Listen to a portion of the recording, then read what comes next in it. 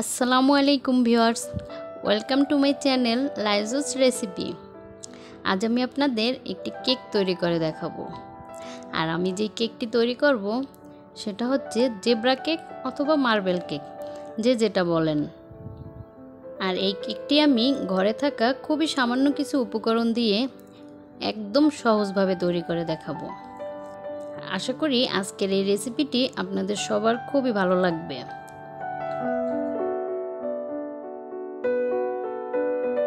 তো আজকের কেকটি আমি ব্লেন্ডারের সাহায্যে তৈরি করব। আর এর জন্য আমি একটি ব্লেন্ডারের জারে প্রথমে 2টো ডিম দিয়ে দিলাম। তারপর দিলাম 1 কাপের 3 ভাগের 2 ভাগ পরিমাণ চিনি, মানে 1 কাপের একটু কম চিনি দিয়ে দিলাম। তারপর হাফ কাপ তেল দিয়ে দিলাম আর দিলাম 1 চা চামচ ভ্যানিলা ফ্লেভার। এখন আমি এটাকে প্রায় 1 থেকে 1.5 মিনিট থামিয়ে থামিয়ে ব্লেন্ড করে নেব। তো আমার ব্লেন্ড করা হয়ে গেছে। এবার আমি একটা মিক্সিং বলের ভিতর নিয়ে নিলাম। এবার শুকনো উপকরণগুলো অ্যাড করব। তো আমি এখানে 1 কাপ ময়দা দিলাম আর নিলাম 1 চা চামচ বেকিং পাউডার। তো একটি স্টেনারের সাহায্যে চেলে নিব, যাতে ভিতরে কোনো দলা না থাকে।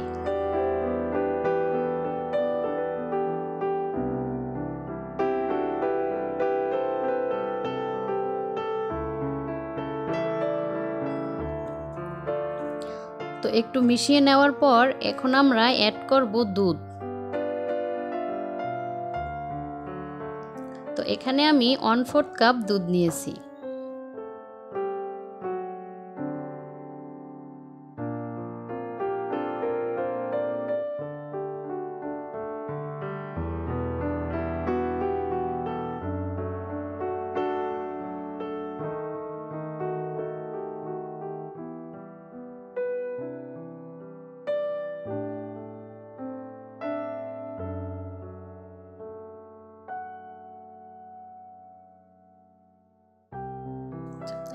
তো আমার কেকের ব্যাটারটা রেডি হয়ে গেছে। এবার আমি একটি বাটিতে 1 টেবিল চামচ পরিমাণ কফি পাউডার নিলাম আর সামান্য একটু গরম দুধের সাথে খুব ভালোভাবে মিক্স করে নিব। খেয়াল রাখতে হবে কোনো দলা যেন না থাকে।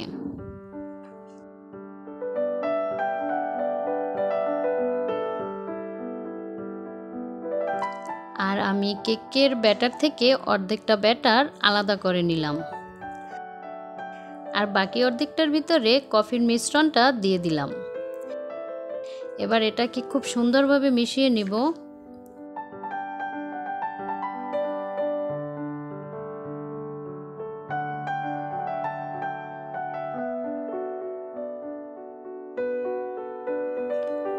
তো মিশানো শেষ।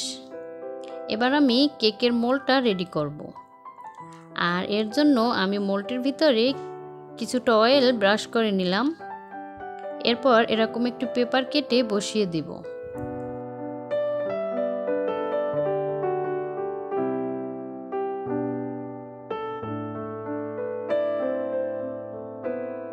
এবার আমি একটি কাপের সাহায্যে প্রথমে সাদা ব্যাটারটা থেকে 1 কাপ ব্যাটার এখানে দিয়ে দিলাম।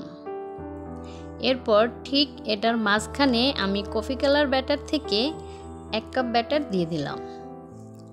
আর পুরো ব্যাটারটাই আমি এভাবে 1 কাপ সাদা ব্যাটার, তারপরে 1 কাপ কফি কালার ব্যাটার এভাবে দিয়ে দিব।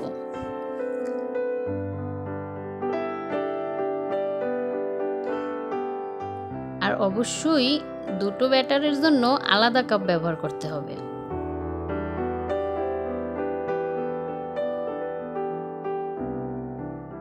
আর মাঝে মাঝে আমি এভাবে একটু ট্যাপ করে দিচ্ছি, যাতে ব্যাটারটা খুব সুন্দরভাবে সেট হয় আর ভিতরে কোনো হাওয়া থেকে না যায়।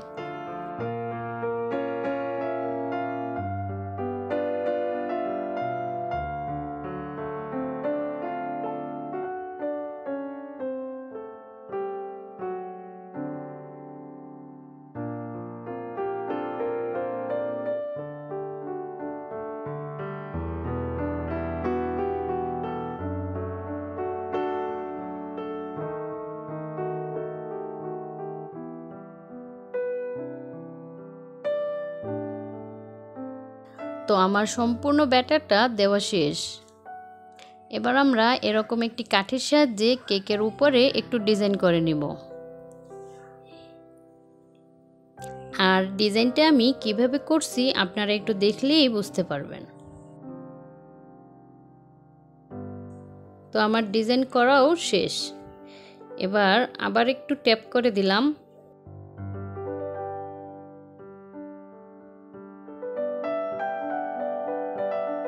তারপর মোল্ডটা ঢেকে দিলাম। আমরা এরকম একটি পাতিলে কেকটাকে বেক করব। আর তার জন্য পাতিলের ভিতরে এরকম একটি স্ট্যান্ড বসিয়ে দিলাম। আর পাতিলটাকে প্রথমে মিডিয়াম আঁচে একটু গরম করে নিতে হবে। এবার আমি কেকের মোল্ডটা বসিয়ে দিলাম। এবার পাতিলটাকে একটি ঢাকনা দিয়ে ঢেকে দিচ্ছি। পাতিলটাকে যদি এভাবে ঢেকে দেই তাহলে কেকের মোল্ডটা না ঢাকলেও চলবে। এবার একদম লো হিটে কেকটিকে 1 ঘন্টার মতো বেক করতে হবে। তো 1 ঘন্টা পর ফিরে আসি। তো আমার কেকটি হয়ে গেছে। যদিও আমি একবার চেক করে দেখেছি এটা হয়ে গেছে, তারপরও আপনাদের আর একবার দেখিয়ে দিচ্ছি। আর এই যে এটা পুরোপুরি হয়ে গেছে। এবার আমরা কেকটাকে মোল্ড আউট করে আপনাদের দেখাচ্ছি। তো এই যে দেখুন কেকটি, এটা দেখতে কিন্তু অনেক সুন্দর হয়েছে। আর এটাকে আমি একটু কেটে দেখাচ্ছি।